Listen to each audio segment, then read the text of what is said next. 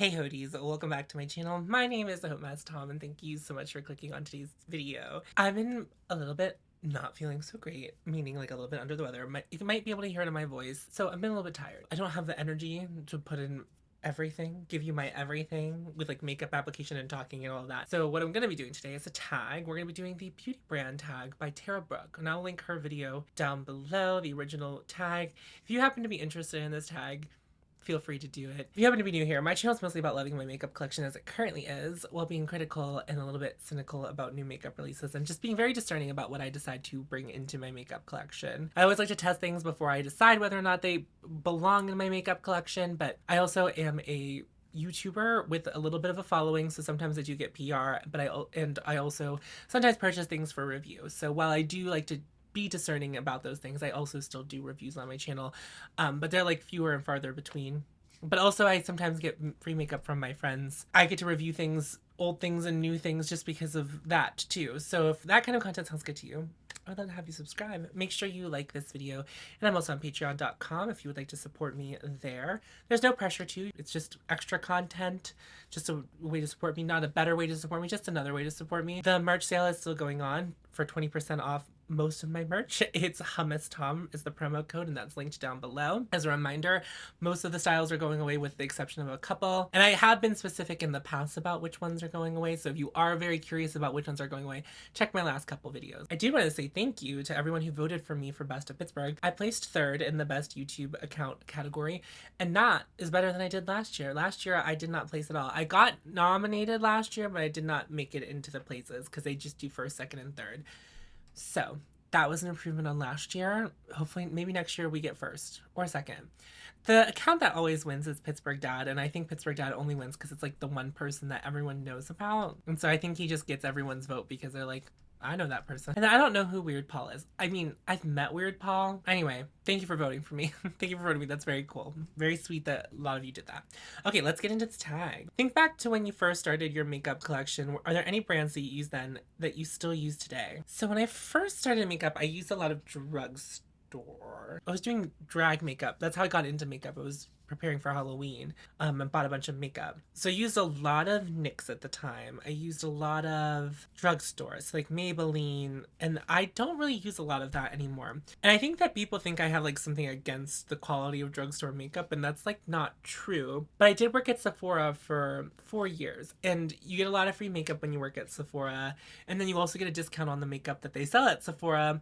So my makeup collection kind of grew within the realm of like what's sold at Sephora. So like I do prefer mid-range and high-end, but I also am someone who like really cares about packaging and performance. I like both things, and sometimes drugstore can provide both things, but many times I feel like it's lacking in the presentation, and like that's important to me. And it doesn't have to be. I don't know if I have any drugstore makeup in my collection at this point. Whenever I started getting into higher end stuff, I was wearing makeup forever, and I have makeup forever on my face today, but that's actually like relatively recent. I haven't used makeup forever in a long time since when I started. And another brand that I used a lot at the start was the brand Cover FX, because I was covering brows and the drugstore makeup wasn't cutting it for me.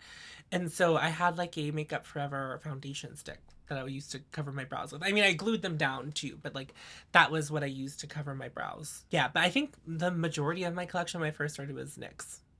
Isn't that funny? I couldn't tell you last time I talked about a NYX product or even thought about NYX? Which brands have you moved on from? So I guess I just kind of answered that question. That was question 2. Moved on from NYX. Cover FX never really made anything after my initial purchases that I was ever interested in. And I bought the Makeup Forever foundation a couple times. I guess it's not the original, but the Ultra HD, whatever formula I tried. I think I went through a couple of bottles of it. I think I got more inspired by more colorful and things at that point, where I was like, I want, you know, an orange eyeshadow that's gonna like pack a real punch. And I felt like basically the internet told me that I can only get that colorful makeup from like higher end brands, which I don't think is true, by the way. I just think that's what that was like the spell that I was under. But like I don't think I didn't leave any of those brands for any like negative reasons. Like I have some more brands recently where I've been like, I don't feel great about you, and like kind of like pull myself away from them a little bit. Are there any brands that you thought were so expensive that you'd never buy anything from them, but now consider at least one of their products to be a holy grail?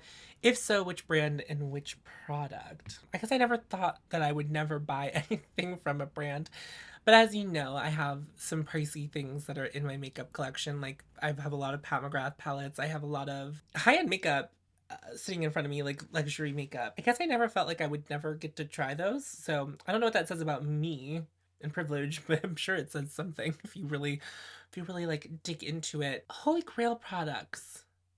I guess like a good example would be the Chantecaille powder. I really didn't know about Chantecaille until last year around the time that I bought this. This is the Chantecaille Perfect Blur powder, and so you can see that I've done some damage to it. This is my first one, and I'm still working on this. So, it's a product that I use every time I do my makeup. Almost every time, unless I'm testing a foundation, because then I won't use this powder because it does blur. And I want to see what the effects of the foundation are with powders that do a little bit less blurring than this. But I also am prepped and primed to try a different blur powder when I'm done with this, the one from Sisley. So that one might be better. I don't know now. All I know right now is that I have this one and I use it all the time. But like, I feel like Holy Grail products, I know that Hannah Louise posted this. I don't know that I really believe in them. Like the only thing that I've really continued to use since the beginning of my makeup journey was MAC Fix Plus, which I guess is like a holy grail because it's like the only setting spray I really care to use. But that's not like a very expensive bougie brand. But also, you know, some people might look at MAC and be like, I could never afford that. So, you know, it's all about perspective here and try to keep that in mind. But like, no, I guess I never look at a makeup brand and go, that's unattainable. What is a popular brand that you've never tried and don't think you ever will? I think this question would have been easier for me to answer like a year ago. Now that I'm in this a little bit more than I was last year, the reality is that like there's a potential where a brand that I wouldn't have bought anything from will send me PR and I might accept it to try it because I like being proven wrong. There are a lot of brands that I would not accept. Like there like, you know, there are brands that I would never want to support or want to receive PR from. But the brand that comes to mind is like Kosas. Like I have no desire to try Kosas. I did a video last year about like brands that I'm like not interested in or brands that I think I have fallen off. And I mentioned Kosas in that one too. There's something entirely off-putting about that brand to me. I feel like they're always amidst an identity crisis and they don't know what they are, who they want to be. And I think they think they're being very clear with what kind of brand they are, and I don't think they are. And that's not to say that those products aren't good, but like also there's not a world where I could see myself doing a full brand review of Kosas and coming out the other side going, I'm a devotee to it. Now, I'm also under the belief that you shouldn't be a devotee to any brand. I think that's actually very harmful. So I don't want to dismiss the quality of Kosas products. A lot of people that I like and I have similar taste to really like Kosas makeup and a lot of it. But like for me, it's just like everything about it, it's kind of like cringe. I don't know. I don't know why. It gives me that like Steve Buscemi meme. It's like, hey children, you know, is that Steve Buscemi? I don't really know any white, like, you know, like the white men over a certain age. I just am like, who is that? You know what I mean? What brand perfectly encapsulates your current makeup aesthetic? This doesn't mean this is my favorite brand, but I think a brand that my aesthetic really aligns with, and I don't think this is a stretch, but you might think, a Victoria Beckham. Well, I guess it was earlier this year. What is time? A flat circle? What if it was a three-dimensional circle? A sphere. Oh, my brain already started hurting. Not a sphere, and now imagining timelines. Okay, that's too much. That's too much. That's too much for my little pea brain to handle today. What was I talking about? I did a brand review earlier this year, and I liked a lot of the makeup, but I've kind of been just into like eye looks where it's like just really impactful shimmer, smudgy eyeliner, mascara, gloss, beautiful, easy, simple cheek. There's been like what I like to do. I feel like that's kind of what Victoria Beckham does with the brand. I feel like it's clean, beautiful skin makeup. I would say like sugar pill. Like I think my brain still thinks that that's the kind of makeup that I do. That's like simply not true. I just really like a neutral, you know? I like a neutral. I like it to sparkle. Sue me. Are there any brands that you haven't wanted to try purely because you don't like their packaging? Yeah. Makeup by Mario. Now, I have a couple things. I've tried a couple things from Makeup by Mario. I've said this before. Makeup by Mario's packaging is confusing. They shouldn't have made it all white. And I only mean that not as someone who personally uses Makeup by Mario products. The displays inside of Sephora's. If you go up to a Makeup Mario display, I've been to so many Sephora's where that display just it's cut. The outside of all of this white packaging is just covered in like goop. Brown goop, bronzer goop, and then sometimes it's colorful goop from the blushes. There's so much goop over all of this white packaging. It's like hellacious looking. Now, whenever you get one, whenever you like, if you've never seen that in person, just know that it's scary to look at. But when you get it yourself and you have it for yourself, if a little of that brown goop gets on that little bit of white packaging, not such a catastrophe. But to see it, the entire brand just like covered in it always looks, it's always, for whatever reason, it's always the bronzers, it just looks like it's all covered in poop. And his products are really creamy, the cream products are really creamy, so they kind of like get everywhere. And so it makes sense that everything, and like also like you might have swatched something and then you might have blended it out and then you're like putting the cap back on or whatever, and then that little bit that's on your finger gets, it's just like, it's a mess. It's a mess. I feel like that's a really big deterrent. If I ever do a Makeup by Mario review, I'm gonna have to buy it online so I don't see it in person. I think the white aesthetic is like very clean, like kind of clinical looking, but I also, it's a little bit interesting to talk about a brand like Makeup by Mario, and I don't think his brand is the only brand that suffers from this. It's like these makeup, quote unquote, makeup artist brands that are selling to consumers, and it's like, make up your mind. You're selling in Sephora, which is a consumer company. You're not selling at like Muse Beauty, or you're not selling at like Nigel Beauty Emporium. Like, you know, like this is accessible for everyone to purchase, right? Everyone can purchase this makeup. And like obviously you could, even those other brands, like when I'm talking about like Mayron, Ket, all of those makeup artist brands, when I'm buying something from those brands, I'm not expecting like an experience from the products. I'm expecting high quality, efficient packaging. And so Mario's packaging is trying to be that, but then it's like, okay, so if it's a makeup artist brand, it's like there's the shimmer palette and then there's the matte palette, and that makes sense for a makeup artist. But a lot of people who play makeup, you know, you want a mix of matte and shimmers, and you don't really care if some of your shimmers get into your mattes, and that's why makeup palettes work. That's like why eyeshadow palettes are designed the way they are. So it's like, okay, so you designed those for makeup artists, but then you have these blush and bronzer sticks that have a brush on the other side. No makeup artist is going to use that brush on their clients, because they're going to have a bunch of brushes, extra brushes, so that they can clean them and have different brushes for different clients whenever they're working. So that doesn't make sense. That doesn't make sense to me. Why'd you put that brush on there? You put that brush on there for me, the consumer, who would be like maybe putting their makeup on a train. You know what I mean? Like, you're a consumer brand, so make products for it. Don't pretend that we're all sitting high and mighty. You know what I mean? I don't know.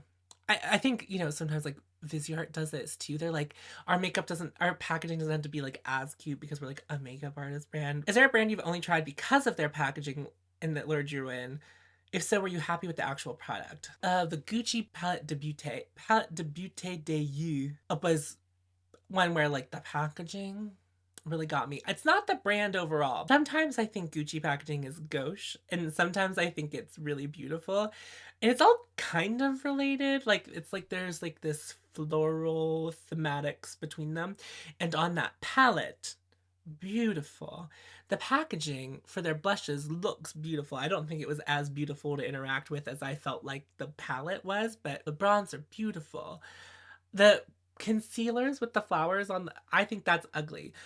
The Gucci foundation bottle was very pretty. I did like it. I didn't like the foundation inside, but I did like the packaging. It was pretty. Did I like the Palette de Beauté de You?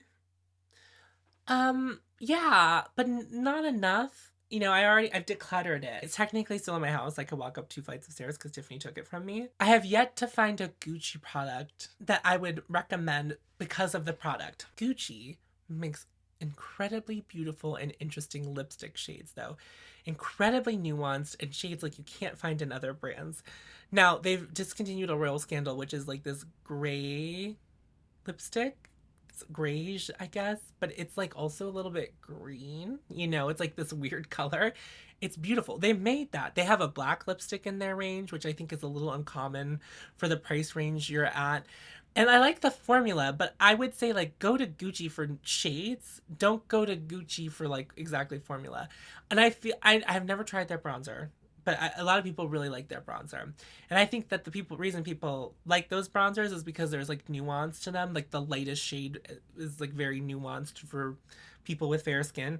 So I think that Gucci's like onto something but hasn't quite nailed it yet. But like their packaging is pretty alluring. I got that palette right around the time where I guess my brain shifted into like I'm less palette oriented. So I think that was also part of the problem. It's just like I'm just less palette oriented right now. Some would say drugstore and mid-range prices are starting to overlap. What drugstore beauty brands are guilty of making this happen, and what are your thoughts on rising drugstore makeup prices? I don't know that I'm most qualified to answer this. I have seen other people discuss this, so just know that this isn't like directly coming from the horse's mouth. It's just like I've heard other people talk about this. Is NYX drugstore anymore, or is that mid-range, right? Because they sell eyeshadow palettes for like $30-40. There's just starting to be some overlap in that price range. I think it's a shame because to me, the vibe that I'm getting from these price increases, especially from drugstore brands, is like they know that these mid-range brands are charging what they are, and I think that they know their formulas are comparable for mid-range and even high-end and luxury formulas. Like drugstore makeup has come such a long way. I think they're getting a little ahead of themselves. The whole reason of their existence was their affordability, and for people who don't have like access to money or like access to purchase high-end and luxury. But whenever you start mixing in to that mid-range, what's the point of buying it? Because whenever I think of mid-range right now, maybe we could just try to figure out what that means to us. I think of REM Beauty, I think of Trixie Cosmetic, I think of like even Tower 28 and Glossier. What's happening is like the drugstore makeup is becoming more and more expensive, but then what's coming along with it? Like REM is a very defined brand and its aesthetic and what it looks like. And while I might not like it, it's like there's a vision. But like drugstore makeup brands don't tend to have that like this is what we're about. It's just kind of like we have some good things. You might need to figure out where to find those good things within the brand, but we have some good things and you'll find them here. But like Trixie Cosmetics has like a very clear aesthetic as to what they do and what that's going to look like, and a vision of like what the users of Trixie Cosmetics have, like what those people are going to look like and want. But like I don't think drugstore makeup has a vision for like what the users of it are looking for. Like there's no like drugstore brand that's like doing brights and texture and blah, like like very specific things, where I think that like high-end mid-range luxury brands have like a very specific vision for all of that. I think it's a shame, and I think that I want you to make really quality products, and I would care if you did more interesting packaging or better packaging, but like you're losing the people who were buying your stuff in the first place if you start increasing your prices too much, because there will always be more brands being made that will undersell you. And at that point, you don't have a vision for your brand. Why would I buy the $20 foundation as opposed to the $10 foundation that also has no aesthetic? I'm just saying, like, it's all thoughts to be thought. With an anti-consumerist mentality starting to take hold in the beauty space, are there any brands you still feel a loyalty towards? If so, why? Simply put, can you be anti-consumerist and have brand loyalty at the same time? I don't think so. I think you can like brands. There are brands that I have, like, I favor. I favor, but they're not my favorite brands. Because I don't think any brand, one brand in its entirety, can offer me excellence and exactly what I'm looking for in each category. I favor Victoria Beckham Beauty. I really like Victoria Beckham Beauty. I favor Surratt. I've had the opportunity to try a lot, but I also have issues with a lot of Surratt products too. Like there's like a give and a take. They're a brand that I'm always have my eye on because I think they make really great stuff most of the time. If I ever try something from Victoria Beckham or Surratt that I don't think is worth my money or your money, I'm gonna let you know. I think, and I did a whole video about like favoriting a brand is like more harmful than you think, because or you start defending the brand. You start thinking about the brand and you start getting disappointed whenever the brand does something, whenever it's like you start building this emotional attachment to a brand whenever you start favoriting them, or you are loyal to them in such a way, and then you start having other behaviors around that I think are like pretty harmful. Like it's a brand. Brands don't have feelings. Brands don't know who you are. The people who own those brands also don't know or care about you in any real way. They only care that they have gotten your money or will continue to get your money. So if you feel brand loyal and you start feeling this emotional attachment to a brand, they've won. Because if you're gonna buy every release or even consider buying any of their releases, they got it, They already won. Like they've already won that part. Have you ever felt betrayed by a brand? If so, what happened? No. Because I don't think I care enough. Maybe Isamea's penis lipsticks comes close, but like I also don't care. Are there any brands that you feel give off exclusivity vibes, making you feel like you aren't cool, rich, or pretty enough to buy from? If so, which brand and why? I'm cool, pretty, and rich.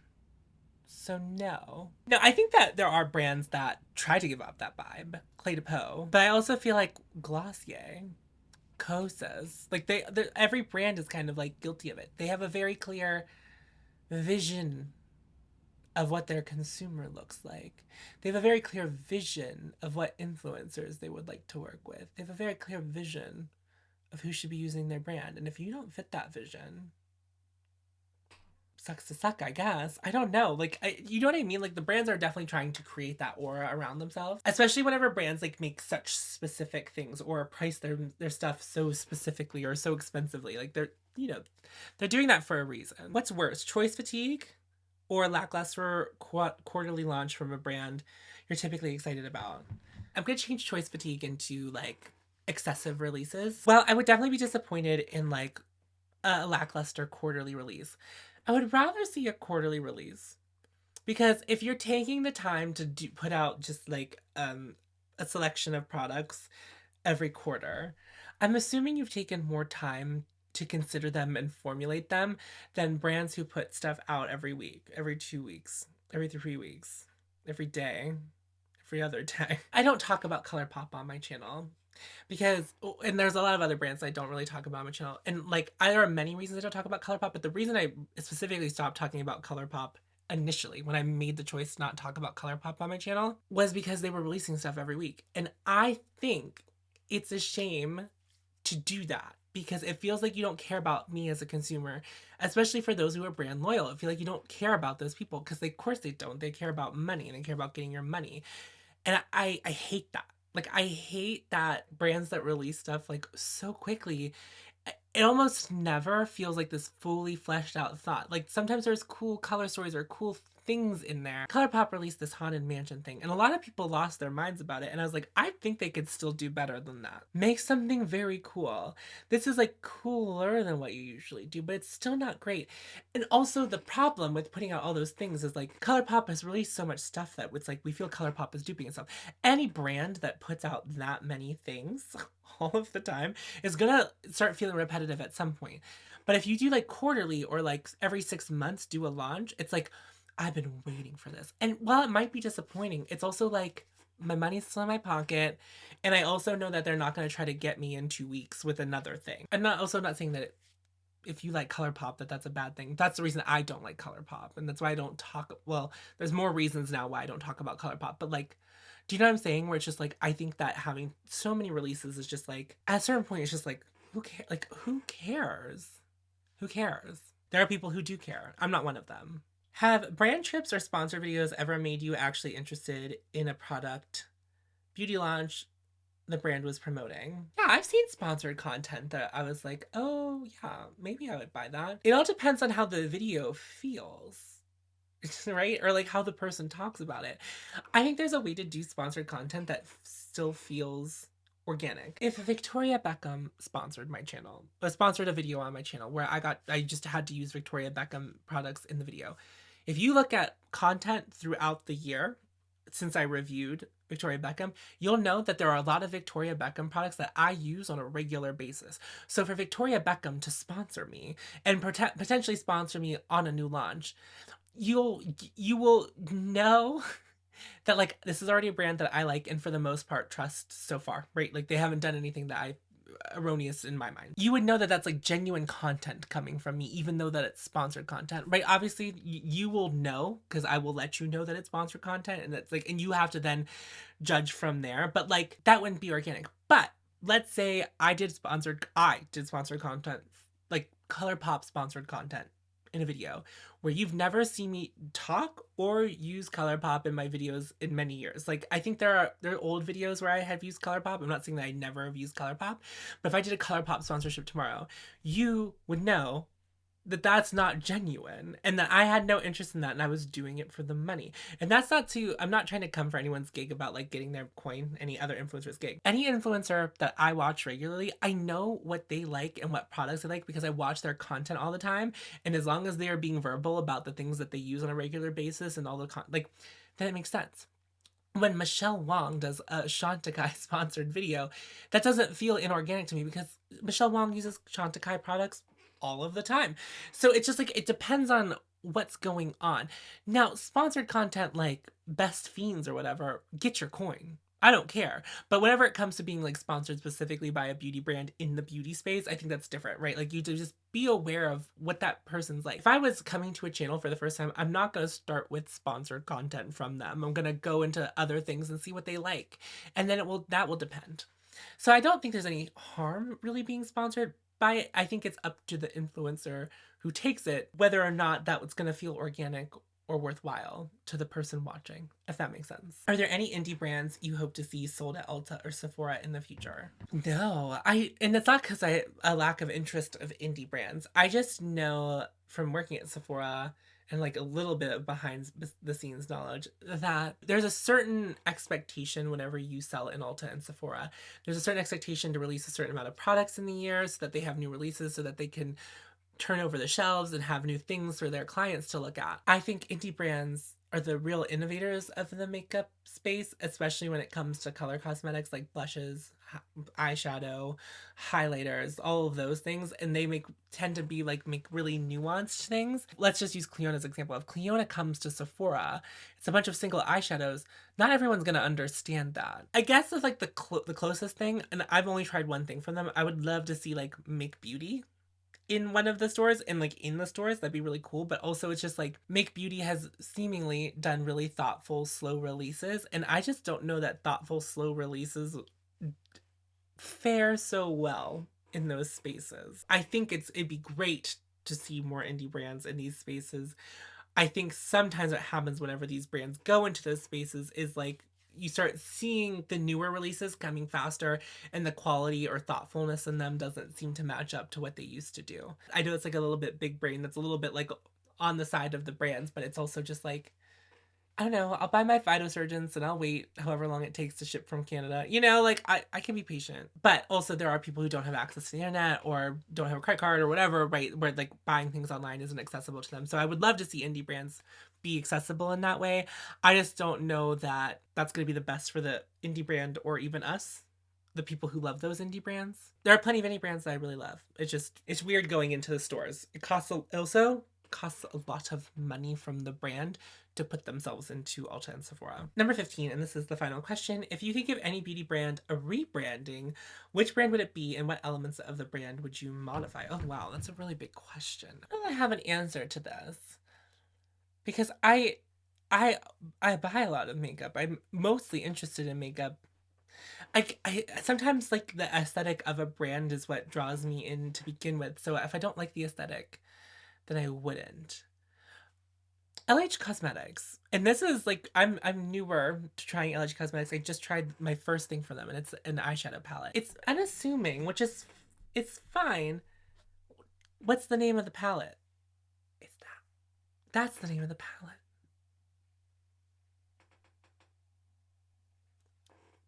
Why? Why isn't Aim Higher the big part and then LH Cosmetics like here or something?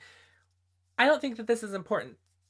After I have this in my hands, I don't think that me knowing that this is from LH Cosmetics is important. Now, maybe from a branding standpoint, like whenever you have influencers talking about you, like maybe you want that to be big enough for them to see it, but they're probably very likely going to mention what brand it's from. So what does that even mean? So it's called the Aim Higher palette.